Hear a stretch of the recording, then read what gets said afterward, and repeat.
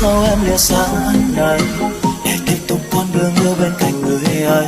Chưa một lần anh ngừng suy nghĩ anh đã làm sai điều gì, hay là còn điều gì anh chưa bằng người ấy. Người anh không muốn với